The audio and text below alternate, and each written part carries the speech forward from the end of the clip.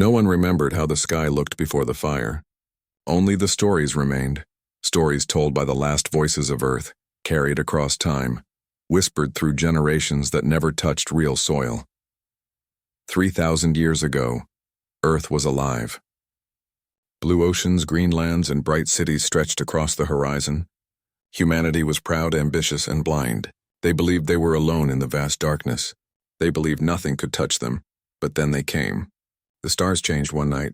Strange shapes appeared in the upper sky, silent at first, like new constellations that no telescope could explain. Governments panicked, scientists celebrated, and ordinary people looked up in wonder, until the wonder turned into fear. The first message came in light. Not words, not sound, only a wave that shut down satellites, power grids, and communication across half the planet. Then, from orbit, the invaders sent their judgment. The ships were enormous, black, shining arcs that blotted out the sun. They were not here to talk. To them, humanity was a dangerous mistake.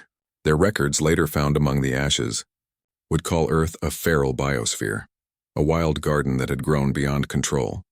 In less than 7 days, the skies over every major city burned, the oceans boiled, the continents cracked, and the air turned red. Humanity had no time to fight back, no time to understand. All they could do was watch their world fall apart. The forest turning to ash, the mountains glowing like embers. People tried to run. Some went underground, others tried to escape into orbit. Most didn't make it. The world that had given birth to music, art, dreams, and love became silent. The cities turned into black shadows under a red sun. But humanity has always had one thing stronger than its fear: its will to survive. Among the chaos, a small group worked in secret. They had been building something for years, a vessel meant to reach beyond the solar system, a project once designed for exploration, not escape. They called it the Dauntless. It was not finished. Its engines were untested, its systems incomplete. But there was no choice. The planet was dying. The people aboard didn't represent nations or armies, just a handful of engineers, scientists, and families who refused to die with the rest. When the last wave of fire began to sweep across the atmosphere, the Dauntless launched. The sky was falling apart behind them, glowing orange and white. The ship shook as the engines fired, the air thick with radiation and debris. Inside, people held hands, some crying, some silent. They didn't know if they would live. They didn't even know where they were going. But they knew one thing. They could not let humanity end there. From orbit, they saw it, the blue planet fading into red light, then disappearing into smoke. One of the survivors, a woman whose name history has long forgotten, whispered the words that would become sacred for generations to come. "We remember the fire." The phrase was carved into the walls of the Dauntless, etched into metal with trembling hands. It became their promise, to survive, to rebuild, and to never forgive what was done to their home. Days passed, then months, then years. The Dauntless drifted beyond the reach of the destroyed solar system, carrying the last children of Earth through the silent dark. The people aboard began to change. Life in space was not kind. Food was limited, water recycled endlessly. The stars were beautiful but cold. Children were born who would never see a real sunrise, who thought grass was only a word in old books. Yet, through all the hardship, they kept the memory alive. They taught their children about Earth, the smell of rain, the sound of waves, the taste of fruit. They told stories about mountains, trees, and blue skies. Every story was like a candle against the dark. Centuries turned into millennia. The descendants of the Dauntless became the Void-born clans, groups of humans who lived among drifting colonies, mining stations, and derelict ships. Their language changed, their bodies adapted to radiation, and their technology evolved far beyond what Earth had once known. But at the core of everything, from their songs to their symbols, burned one memory: Earth. Old stories became holy. The image of a blue world wrapped in clouds became their faith. Every child learned the story of the burning skies. Every adult swore the same oath when they reached maturity. We remember the fire. To outsiders, they seemed cold, distant, but that was because they carried something no one else could understand. Loss deeper than time. The galaxy had moved on. Civilizations rose and fell. The name Earth became a myth. Some called it a fable about an extinct species that dreamed too big. Others whispered that the humans had been punished for their pride. No one thought they had survived. But deep in the forgotten corners of space among the asteroids and shadows, the children of Earth were rebuilding. They learned to steal technology from alien wrecks, to adapt machinery never meant for human hands. Their scientists studied alien languages and codes.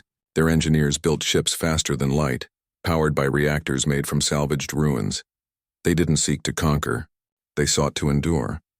They became masters of survival. People who could breathe recycled air for decades, who could repair engines in total silence, who could navigate black holes by instinct. Every generation passed down one lesson. Patience is our weapon. In the dark void, humanity became something else, not monsters, not saints, but survivors sharpened by time. Sometimes, they would catch glimpses of alien broadcasts, images of thriving worlds, lush planets filled with light. The young would stare at those screens, wondering why others could live under open skies while their own ancestors had been denied that right. And every time that question was asked, the elders would only answer, "Because we are waiting. Waiting for the day when history would turn back to them. Waiting for the day when they would return, not as victims, but as a storm." Even after thousands of years, the old pain never faded. It lived in their songs, their stories, their silence. Some said vengeance was useless, that no act could restore what was lost. Others believed vengeance was the only way to make the universe remember what it had done. But deep down, every human carried both thoughts, the sorrow for what was lost, and the quiet fire of what must come. In the final records from the Dauntless, found centuries later in the ruins of an asteroid colony, there was a message written in the old language of Earth. To those who come after, remember who you are. The stars are cold, but your hearts must stay warm. When the time comes, do not forget what they took from you. Do not forget the light that once was home. The message ended with coordinates, not of a destination, but of where Earth once stood, the place where humanity had died. The place where someday they would return, and so, even after 3,000 years, the oath remained the same, whispered in the dark corridors of starships, repeated by children before they slept and carved into every hull that carried the mark of humankind. We remember the fire. It was not a cry of hate. It was a reminder of love for what once was, of grief that shaped them, and of the strength that still burned quietly in every survivor's heart. No one alive had ever seen Earth. But to them, it was more than a planet. It was a promise that one day, the children of the ashes would rise, not to destroy, but to make the stars remember that humanity once lived, once dreamed, and once burned brighter than any fire in the sky. Centuries had passed since Earth was lost. The story of that burning sky had turned into something between memory and myth. Every child of the void-born clans grew up hearing about it, the red light, the falling oceans, the screams that vanished into space. They did not cry when they heard it. They listened quietly, learning what it meant to be human. By then, the Dauntless was gone, but its children lived on, scattered across the stars. Their small colonies floated among asteroids, inside hollow moons, and around dying suns. Life was never easy. Each day was a fight against silence and emptiness. Metal walls were their sky, recycled air their wind. There was no sunrise or sunset, only the endless hum of machines keeping them alive. Still they endured. The Voidborn learned to make homes where no life had any right to exist. They grew food in nutrient tanks, built small gardens of moss and algae. They learned to recycle every drop of water and turn waste into soil. They studied the old data from Earth, music, science, and language, and passed it to their children like treasure. In every small colony there was a teacher, an old keeper of stories. They carried ancient memory chips filled with pictures of mountains, rivers, and skies that no one had ever seen. The children would gather around and stare at those images with wide eyes, asking the same question again and again. Was Earth real? And the elders always answered yes, and it was ours. The words made their hearts stronger. Humanity had become a race of survivors. They were no longer the loud, crowded people of the past. They were quiet, thoughtful, patient. Every mistake could mean death in the void, so they learned to be careful. Every resource was precious, so they learned to be clever. Their ships became smaller, faster, more efficient. Their engineers turned scraps from broken alien wrecks into life-saving tools. They took apart every piece of alien technology they could find, learning how it worked and how to make it their own. They didn't have armies or nations anymore. They had families, clans, and bonds stronger than any government. Trust was everything. One mistake could end a whole station. But cooperation could build a new home. They forged a new kind of humanity. Not soft and comfortable, but disciplined and enduring. They called themselves the Continuum, not because they ruled anything, but because they believed humanity must continue no matter what. Their purpose was not to conquer, but to survive long enough to rebuild what was lost. Even in the darkest corners of the galaxy, their signal could sometimes be heard, a faint transmission repeating an ancient phrase. We remember the fire. It became their heartbeat, a message from the past that kept them moving forward. But survival came at a cost. The emptiness between the stars changed them. Life in the void made their bodies lean and pale, their eyes sharper. They could see in low light, breathe thin air, and sense magnetic fields that guided their ships. They were no longer the same humans that had walked on Earth's soil, but something new, forged by space itself. Their emotions changed too. They didn't smile as often, didn't laugh as loudly. Every life lost meant a story gone forever, so they valued every heartbeat. Their joy was quiet, their grief silent, yet deep inside the old flame still burned. The memory of Earth never faded. Every clan had a wall or a monument where the image of Earth was displayed, a blue and white sphere surrounded by black. No one alive had ever seen it with their own eyes, but they spoke to it as if it were a living thing. When a child was born, they were shown that image first. When someone died, their ashes were scattered toward those same coordinates. Go home, the elders would whisper, even if there is no home left. Over time, they built better ships. The first were small and fragile, made to survive weeks in deep space. The later ones could travel for years, powered by fusion cores made from alien designs. Then came the Great Generation ships, entire cities floating through the void, carrying thousands of people, forests of oxygen plants, and libraries of human knowledge. They were not built for war. They were built for time, but humanity was not alone out there. Other civilizations rose and fell across the galaxy. Some were peaceful, curious about these silent travelers. Others were afraid. Rumors spread. Stories of strange humans living among the asteroids, pale and quiet, with eyes like stars. Some said they were ghosts of a dead world. Others said they were the children of fire. Most avoided them. That was fine. The humans preferred it that way. They did not need to be seen. They only needed to survive, but in the shadows they never stopped learning. Their scientists studied the alien species that had once burned Earth, the Xylar Dominion. They traced old signals, ancient data from wrecked ships and forgotten archives. The more they learned, the more they understood. The Xylar had once ruled half the galaxy, powerful and proud. But even their empire had begun to fade. Their arrogance had left them blind. The humans waited, watched, listened. They built networks of hidden satellites, quietly mapping the galaxy from the edges. They recorded languages, studied politics, and observed wars. They became the invisible observers of history, patient, calculating, and determined. Their leaders often reminded them, "We are not ready to fight. Not yet. We are still healing." But deep down, everyone knew that the waiting would not last forever. The oath of remembrance was not just about grief, and it was about destiny. In time, a new generation rose that had never known fear of the Xylar.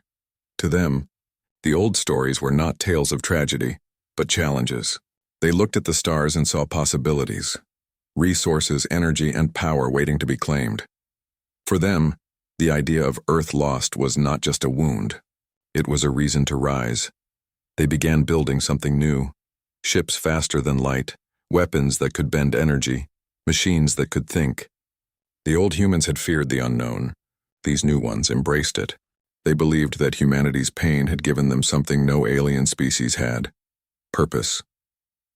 While others fought for planets and borders, humans fought for memory. Every piece of technology they made, every alliance they formed, was built around one unshakable truth: they would never let anyone take their home again.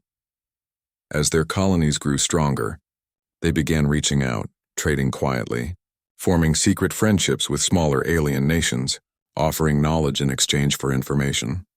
Humanity had become both mystery and legend. Some thought they were a myth told to scare children. Others whispered that the ghosts of Earth were building an empire in the dark. And maybe, in a way they were.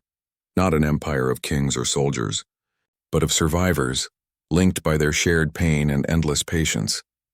The galaxy moved on, unaware that the children of the ashes were preparing for their return, and far from the bright centers of civilization, in a hidden shipyard built inside a dead star, the humans built something extraordinary. A new generation of ships unlike anything the galaxy had ever seen.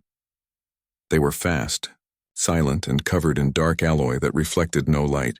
On every hull the same words were engraved, just like the first ark that had escaped Earth's fire. We remember the fire. Those words were not about hatred anymore. They were about survival, unity, and faith. The humans had spent 3,000 years becoming stronger, wiser, and more patient than any other race. The time of hiding was ending. Soon the galaxy would learn the truth. Humanity had not died. It had been forged, and in the cold silence of space 1,000 voices whispered the same promise. We are coming home.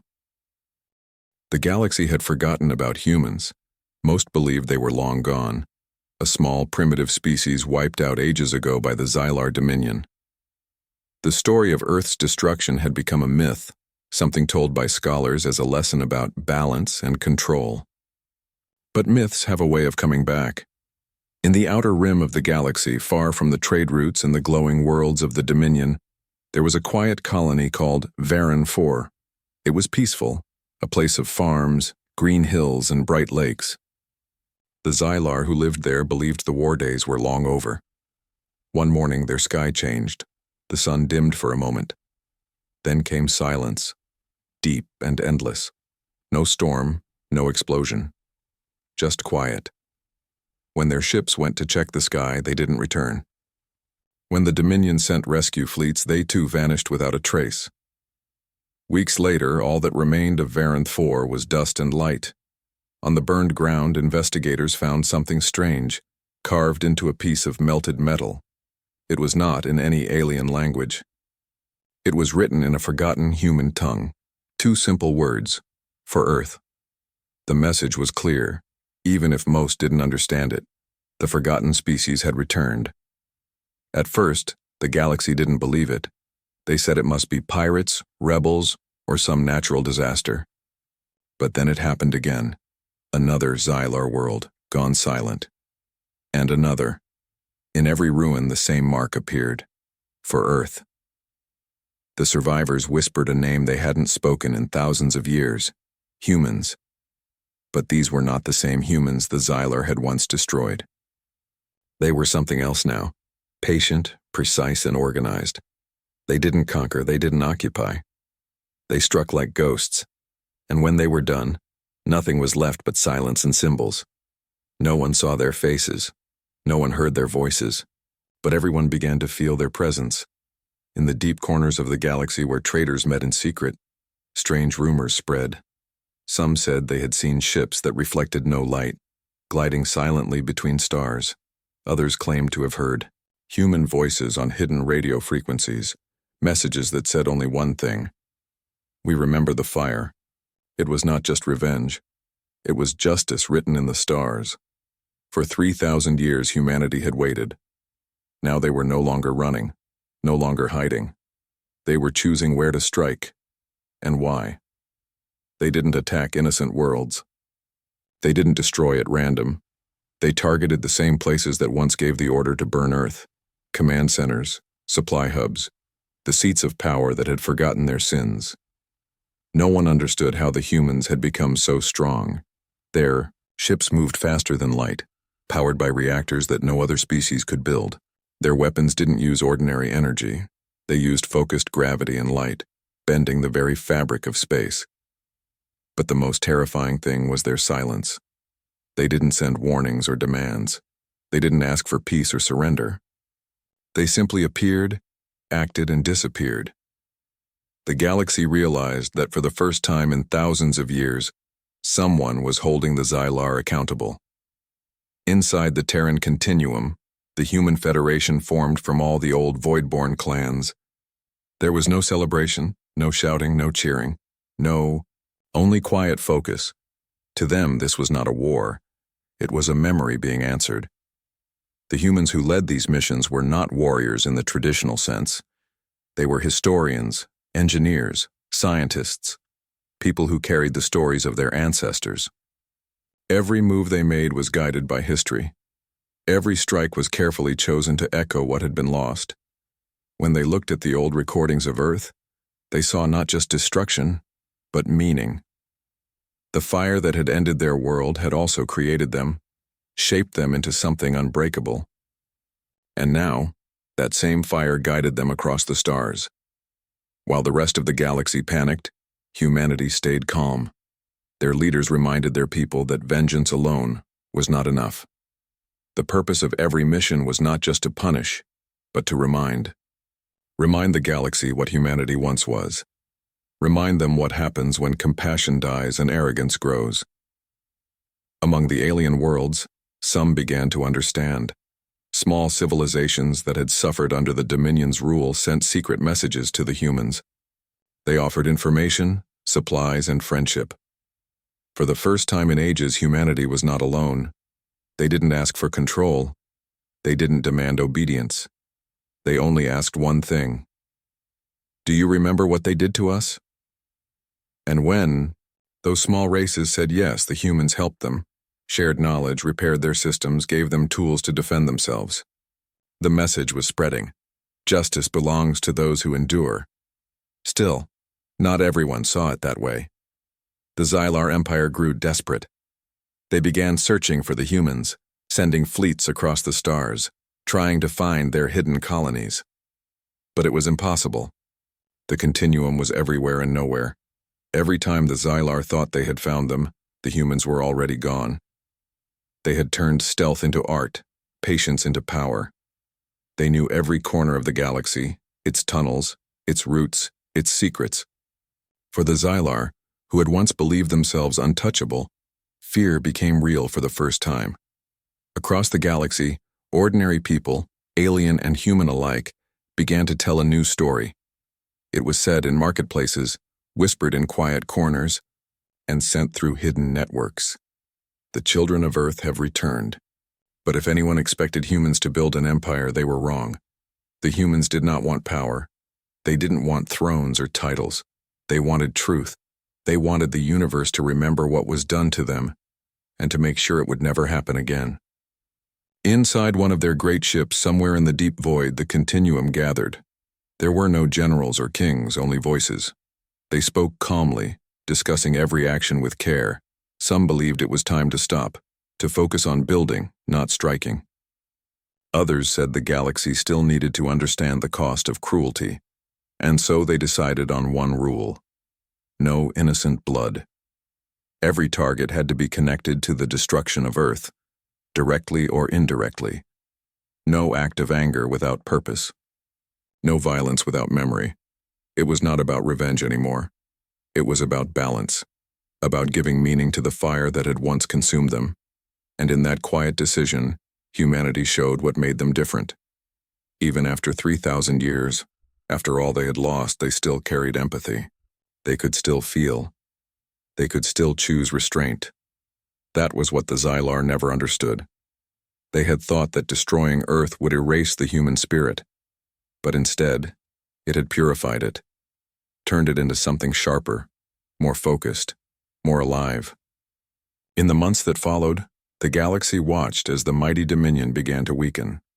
Their fleets grew smaller, their allies left them, their fear spread faster than any weapon. Everywhere, whispers of "for Earth" became symbols of defiance, not just for humans but for all species that had once been oppressed. One by one, the pillars of the old empire began to crumble, not through war but through awakening. For the first time, the Xylar realized that power built on fear could not last forever. And somewhere, in the quiet of deep space, the humans watched. They didn't smile. They didn't celebrate. They only whispered the same words they always had. We remember the fire. For them, the first strike wasn't an ending. It was a beginning. The moment when history turned, when the forgotten children of a burned world reminded the galaxy that no light ever truly dies. Humanity had not returned for glory. They had returned for truth. And as their ships disappeared once again into the endless dark, their message lingered in the air, carried across the stars like a soft echo from the past. We are still here. The galaxy was changing. For thousands of years, the Xylar Dominion had ruled with cold control. Their empire stretched across countless systems. Their fleets covered the stars, and no one dared to question them. But after the first human strikes, everything began to shake. The old fear that once kept the galaxy silent started to fade. Smaller races that had lived under the shadow of the Xylar began to whisper about hope. If the humans, those ghosts from history, could stand up against them, maybe others could too. Across trade stations and mining worlds, strange signals started appearing. They were not coded in alien language. They were in old human text, glowing faintly on hidden screens. We remember the fire. It wasn't a threat. It was a reminder. It told everyone that the forgotten could rise again. In the beginning, only a few dared to repeat the message, but soon it spread like light through the dark. The phrase became a symbol for every species that had ever been pushed aside or silenced. And at the center of it all stood humanity, the children of a dead world now united like never before. The Voidborn clans finally came together, not as scattered survivors, but as one people. They called themselves the Terran Continuum. It was not an empire. It was a promise to protect the weak, to stand against cruelty, and to make sure no world ever burned the way Earth once did. Their council met in a quiet place, inside a hollow asteroid surrounded by starlight. There were no thrones, no gold, no symbols of power, only a circle of people, each wearing the same simple gray suit marked with the emblem of Earth. A small blue circle surrounded by fire. They spoke calmly. Every word mattered. Every decision was weighed. They knew that their next steps would change not just their future, but the future of the galaxy itself. One of the elders stood and said, "The Dominion ruled by fear. We will not do the same. We must show them something stronger than fear." The others agreed. The plan was not to destroy the Xylar completely, but to make them see what they had done, to make them understand the pain they had caused. The humans believed that if the Xylar could face their own actions, perhaps the endless cycle of power and destruction could finally end. So, the Terran Continuum began what history would later call the Great Reckoning. It was not a war like the galaxy had seen before. There were no grand battles, no planets turned to dust. The humans used precision, knowledge, and patience. They did not fight to rule, they fought to reveal. First, they released the truth. The Continuum sent transmissions to every world, old recordings from the time of Earth's fall. Images of oceans burning, cities crumbling, and the desperate launch of the Dauntless. For the first time, the galaxy saw what the Xylar had done.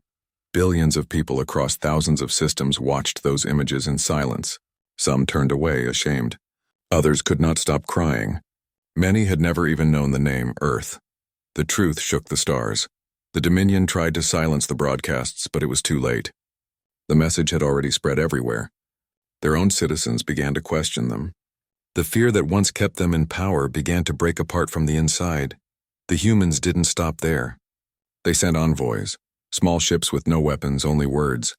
They visited planets under Xylar control, meeting leaders who had never seen a human before. The humans didn't come as conquerors. They came as reminders. They shared their history, their loss, and their strength. They showed what it meant to survive without losing their humanity. Many alien worlds listened. Some cried. Some offered alliances. Others simply bowed their heads and said, "We did not know." And that was enough. The Terran Continuum began to grow, not through war, but through trust. World after world joined them, offering resources, information, and safe passage. Humanity had once been alone, wandering the void. Now they were surrounded by friends who believed in their cause, but not everyone wanted peace. Within the Dominion, fear turned to anger. Some of the Xylar generals could not accept what was happening. They saw the growing unity as a threat and began preparing their fleets for battle. When the first of those fleets appeared on human scanners, there was no panic. The Continuum had expected this. They had learned to prepare for centuries. Still, the humans didn't strike first. They sent a message: "We do not wish for blood. We only ask you to remember what you did." But pride runs deep in those who rule by fear. The Xylar refused to listen. They fired first. The humans answered not with destruction, but with control. Their ships moved silently through space, faster than anyone thought possible. They used light itself to bend around their vessels, confusing the enemy's sensors. The battle that followed was not about power. It was about discipline. The Xylar ships soon found themselves disabled, their systems shut down without a single human shot hitting their hulls. When the fighting stopped, the humans did not celebrate. They simply turned and left. The message was clear: we can destroy you, but we choose not to. The galaxy had never seen strength used with such restraint. It was this discipline, more than any weapon, that made others respect them. Over time, even the Dominion began to crack. Their citizens started speaking out. Some of their younger generation sent messages to the humans asking for forgiveness, asking to learn. The Great Reckoning wasn't just about the fall of an empire, it was about awakening. In every corner of the galaxy, beings who had once felt powerless began to rise. Artists painted the blue world of Earth. Poets wrote songs about the fire that became hope. Children on alien planets whispered, "We remember the fire," even if they didn't know what Earth looked like. The humans had given the galaxy something more powerful than fear. They had given it memory. And yet, inside the continuum, not everyone was at peace. There were those who still carried deep anger. They looked at the stars and felt the same pain their ancestors had felt when Earth burned. They believed forgiveness was weakness. The elders warned them gently, reminding them that vengeance could easily become another kind of fire, one that could burn everything again. One of them said softly, "We are the children of loss. If we forget what it taught us, then all this was for nothing." Those words became part of the new creed of humanity. It was written on every ship and taught to every child. Remember the fire, but do not become it. Slowly, the galaxy began to heal. The Dominion's power faded, replaced by alliances built on trust. The humans didn't rule. They guided. They helped rebuild planets destroyed by wars, shared their technology, and taught others how to live with less fear. They didn't demand loyalty. They earned it. For the first time in thousands of years, peace didn't feel like a dream. It felt possible. The humans watched from their star stations, looking at the galaxy that had once abandoned them. Now it looked back with gratitude, and somewhere far from the bright centers of civilization, a lone ship floated near the coordinates where Earth had once been. There was nothing left of the old planet, just dust, light, and silence. But to the humans aboard, it wasn't empty. It was sacred ground. They released a small beacon into the dark. It was simple, carrying only one message in a voice that sounded both old and young at once. Earth is gone, but we are not. The fire you left behind became our light. We have remembered. We have endured, and we will keep the stars warm for all who seek home. Then the ship turned and left, disappearing into the starlight. Behind them, the beacon blinked softly in the blackness, its message repeating again and again across the void. And just like that, the story of humanity came full circle. From ashes to silence, from silence to strength, and from strength to compassion, the Great Reckoning had ended not with destruction, but with understanding. And as the humans moved onward, guiding a new age of peace, they carried with them the same quiet promise whispered through generations. We remember the fire, not as a curse, but as a light that would never die. The stars were peaceful now. For the first time in thousands of years, the galaxy was quiet. No great wars, no burning skies, only the sound of life rebuilding itself. The Terran continuum had done what no one thought possible. They had brought down the Xylar Dominion, not through endless fighting, but through truth and patience. The galaxy was no longer ruled by fear. New alliances had formed, and the humans were respected, even admired. But peace does strange things to the heart. It makes people think. It makes them remember. Among the humans, a new generation had grown up, one that had never known exile or hiding. They lived in bright stations and green domes, not metal cages. They saw stars as home, not enemies. For them, the stories of old Earth were history lessons, not memories. They listened to the elders speak of fire and loss, but it sounded like something far away, almost unreal. And among the continuum, Some began to ask questions no one had dared to before. Why did the Xylar destroy us? Was it only cruelty or was there something else? It was a dangerous question, not because it was wrong, but because it touched something deep inside. For thousands of years, the story of Earth had been simple. Humanity innocent, the Xylar monstrous. But now, in the light of peace, people wanted to understand. The council agreed that the truth should never be hidden. So a group of explorers was sent to find whatever remained of the old Xylar archives, the records that might explain why they came to Earth all those centuries ago. The search took years. They traveled through forgotten space among old battlefields and broken worlds. Most of what the Xylar had built was gone, abandoned, buried, or turned to dust. Finally, in a ruined station orbiting a dead star, they found something. A single memory core, still active after all this time. It took months to unlock. The data inside was old, damaged, and encrypted in strange codes. But when the files were finally restored, the truth began to take shape, and it changed everything. The records told a story that no one expected. Long before the invasion, the Xylar had observed Earth. They had watched humanity's rise, the creation of machines that could think, the growing hunger for energy, and the endless wars that followed. They saw a species pushing the limits of science without control. They feared what humans might become. In one report, an old Xylar scholar wrote, "They are brilliant but unstable. Their desire to create will one day consume them and perhaps the stars themselves. We must stop them before they awaken the fire that sleeps within their machines." The humans who read those words felt their hearts grow heavy. Could it be true? Had the Xylar destroyed Earth not out of hatred but out of fear? Fear of what humanity might do if left unchecked? It was a thought that divided the continuum. Some refused to believe it.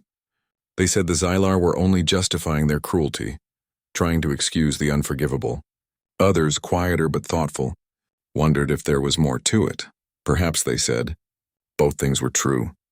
That the Xylar had feared humanity, and that humanity had given them a reason to fear. The council called for reflection. For weeks, the networks across human space filled with debate. People spoke not with anger, but with pain and confusion. If the Xylar had acted out of fear, did that make them less evil? And if humans had once been capable of destruction, had they truly changed? Many struggled with these questions. It was easy to hate an enemy. It was harder to understand one. In time, more pieces of history were found. Old transmissions, research logs, half-destroyed messages. Together they painted a picture of two species trapped by their own fears. The Xylar feared humanity's ambition. Humanity feared extinction. In the end, both became the fire that consumed everything. And now, 3,000 years later, humanity stood before that same mirror. They looked at themselves and saw the same hunger for power, the same ability to destroy, the same potential to repeat the cycle.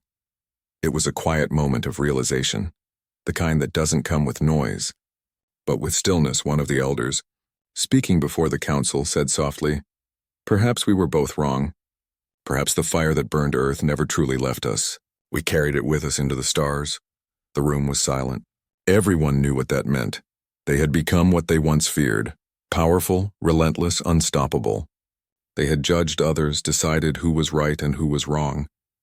They had believed their pain gave them the right to act as gods, and maybe, just maybe, the Xylar had seen that in them long before they saw it in themselves. It was a difficult truth to face. But humanity had learned something that the old Xylar never could: the courage to question themselves.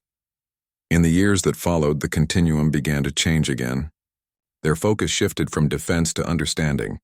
They created schools not just for humans, but for all species who wanted to learn from history. They opened archives that told the full story, not just of human suffering, but of their mistakes too.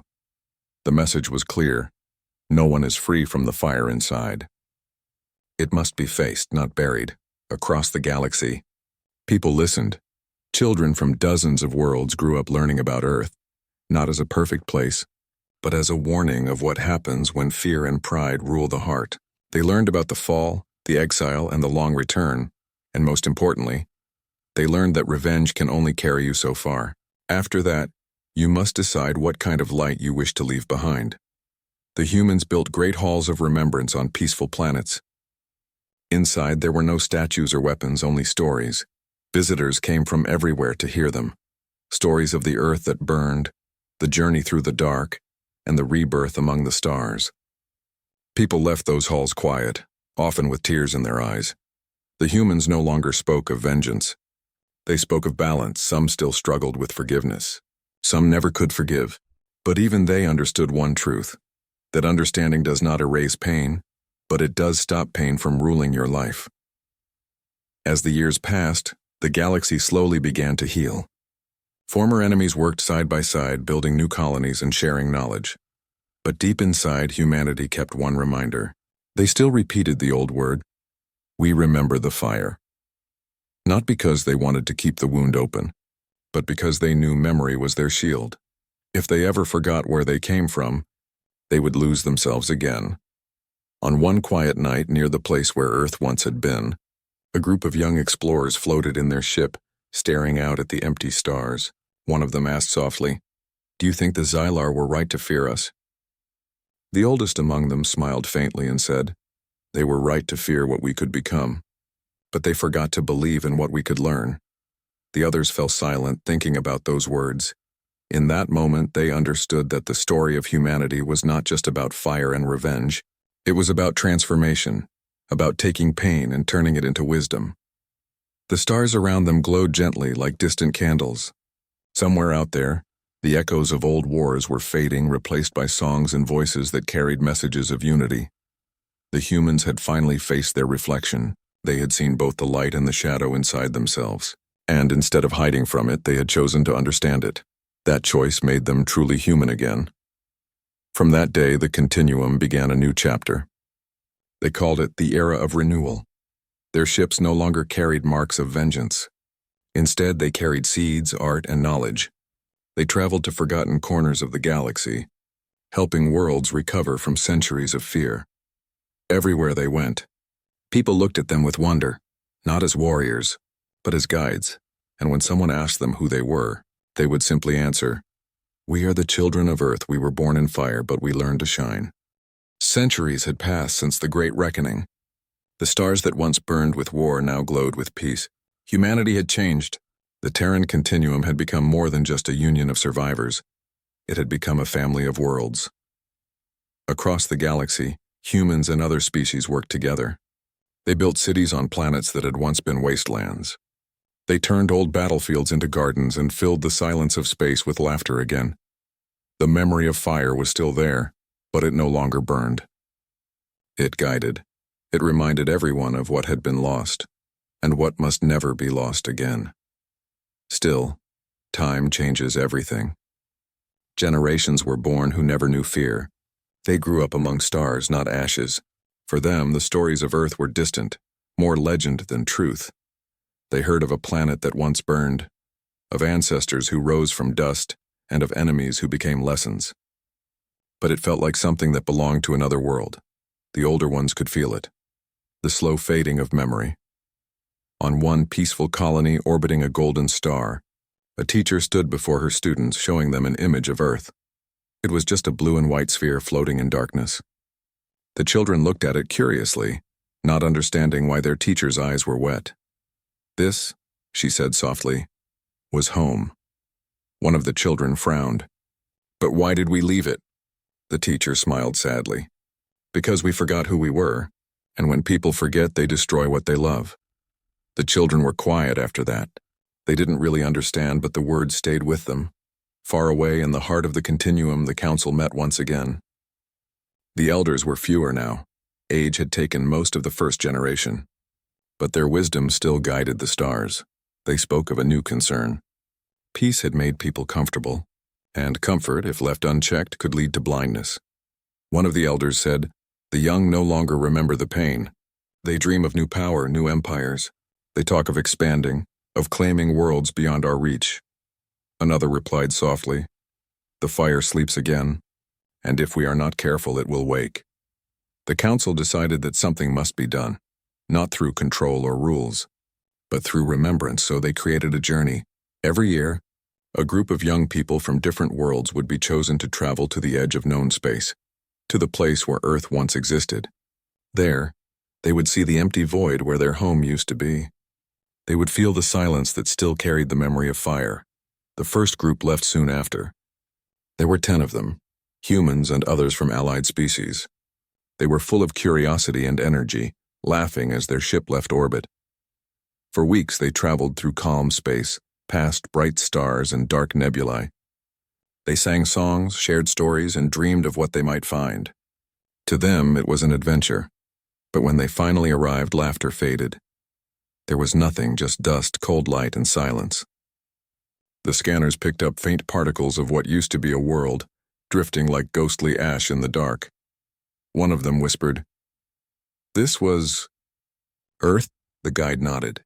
Yes, this is where it began, and where it ended. They stood there in silence, looking through the ship's glass, imagining oceans and forests that no longer existed. For the first time, they understood that peace was not a gift. It was something earned, and it could be lost. They stayed for a while, recording their thoughts and leaving small lights that floated in space, tiny beacons carrying their promises to remember. When they returned home, they were no longer the same. Their voices were softer, their eyes older. They spoke to others about what they saw, and soon the journey to Earth's grave became a sacred tradition. Every year, more came. Every year, they remembered. But as centuries turned into millennia, even that changed. Technology grew far beyond what anyone imagined. Humans could bend time and light. They created machines that could heal worlds, shape energy, and even touch the edges of reality itself. They called this new age the Age of Rebirth. Worlds that were once dead bloomed again. Stars that had faded were reignited. Life spread further than ever before. Humanity had become something almost divine, creators instead of destroyers. But with creation came temptation. Some began to believe that they no longer needed the old ways. They said the past was just a story, that the fire was gone forever. They wanted to build a new future, one without limits or warnings. The council, now a symbol more than a power, tried to guide them. But the new minds were proud and restless. They built massive projects, reshaping planets, altering gravity, playing with forces that even they barely understood. One world in particular became their masterpiece. It was built from fragments of dying stars, held together by invisible fields of light. They called it Solara. It was beautiful, glowing golden in the dark, surrounded by rings of energy that pulsed like a heartbeat.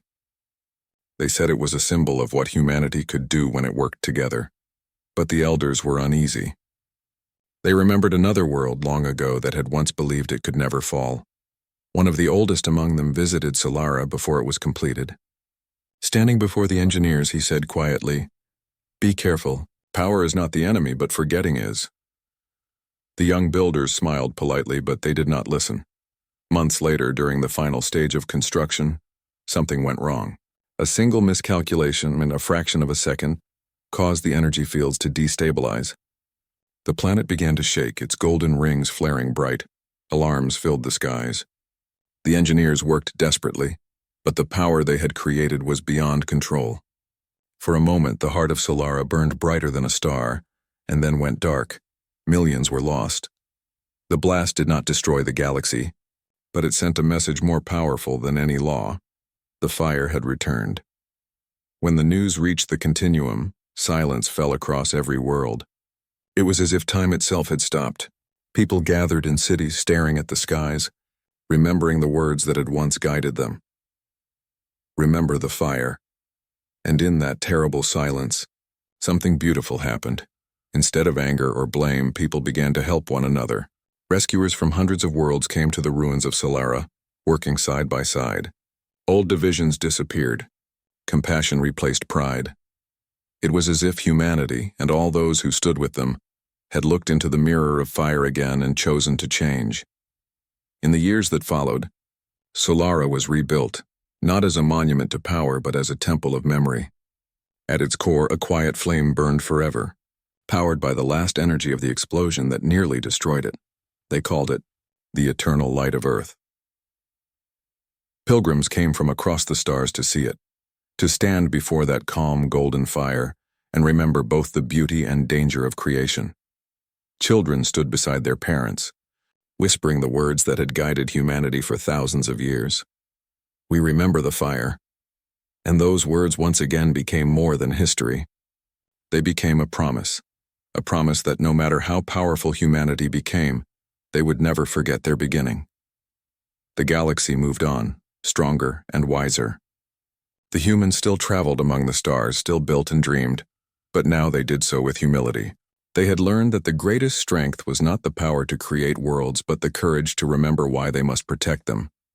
In the end, the story of humanity was not about war or victory. It was about growth, about learning to hold both fire and light in the same heart without letting either consume the other. And so, in the quiet of the universe, the flame of Earth burned on, not in destruction, but in peace. Its glow reached every corner of the stars, carrying a message older than any empire, older than any machine. We remember the fire. We carry it not to burn but to shine. And that light, gentle and endless, became the heartbeat of the galaxy.